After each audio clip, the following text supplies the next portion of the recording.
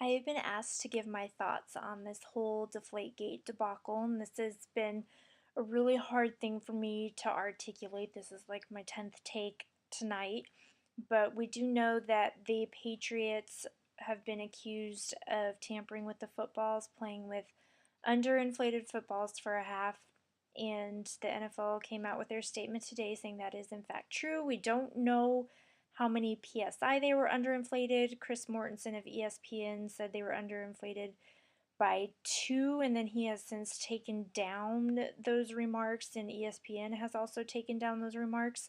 So I don't know if it was misrepresented or not, but I do know that in this whole thing, they are vilifying Tom Brady and Bill Belichick, especially Tom Brady this time, saying that he should have known that the balls were underinflated because he plays with them.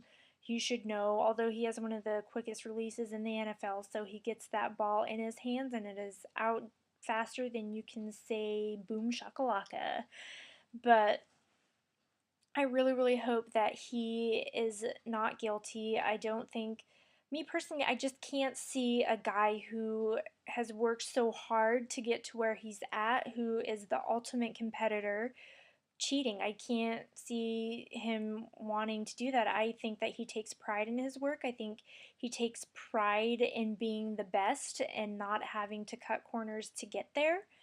And it's really sad. I personally I love Tom Brady. So if he was in fact guilty of this, break my heart, I would still support him because I can't just turn my back on a guy that I have been a huge fan of forever and a day.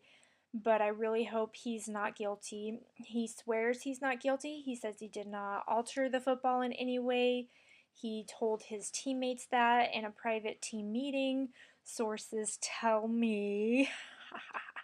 But I don't know. I mean, I have a source who was involved in the NFL for 10 years who said if you know the cheating that goes on by every team behind closed doors, you would be appalled and you wouldn't be able to throw stones anymore. So if we want to call black black and white white, and once a cheater, always a cheater, Brady's a cheater because he played with an underinflated football, then we need to stick to, we can't just pick and choose that Brady's a cheater because we don't like him and because he's successful. Then we've got to look at Aaron Rodgers, who has admitted to overinflating the ball above the NFL regulations. We have to look at Carolina and at the Vikings, who warmed their footballs on the sidelines. That's tampering with the balls, that's altering the balls. So if we're going to call Tom Brady a cheater, then we've got to call black black, white white. Aaron Rodgers is a cheater. He steps out onto the field with balls that are harder than the NFL maximum. But that would just be stupid. The way the footballs are aired, it's just stupid. I know that everyone's calling for Tom Brady and Bill Belichick to be fired and suspended, and you can bet your bottom dollar that if Tom Brady or Bill Belichick got fired from the Patriots, that there would be 31 teams in line for them, that they would want them to be their head coach, they would want them to be their quarterback. If they traded Tom Brady today in line with this debacle and everything, any team would be thrilled to have him, and all those fans who all of a sudden were calling him a cheater, he wouldn't be a cheater anymore because he was on their team. So this is just a lot of media and a lot of fan based hatred, and until we know the truth, I can't say anything. I mean, the Patriots could be guilty, and once a cheater, always a cheater. Cheater's gonna cheat. Apparently they're so great at cheating that that's all they do, and they don't get caught because they're in bed with the NFL. And it's just I can't stand all these accusations coming out. They're the Patriots, they're good, I love them, they're in the Super Bowl for their 6th time. I don't even know, but I hope and pray that they are not guilty.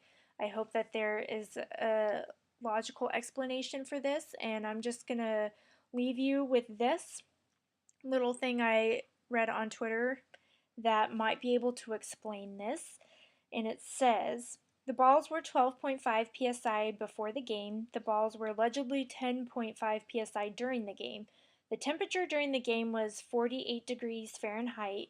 The balls were filled and measured before the game with air that was 145 degrees Fahrenheit because Tom Brady likes warm air in his balls. There isn't any rule about the temperature of the air in the ball, and the pressure naturally went down to the 10.5 psi once the 145-degree ball cooled off to 48 degrees. So no rules were broken. And this is where they get into the Belichick likes to bend the rules, not break them. But if it's not a rule, we didn't break it. So hopefully that explains it. Otherwise, we deserve to be punished.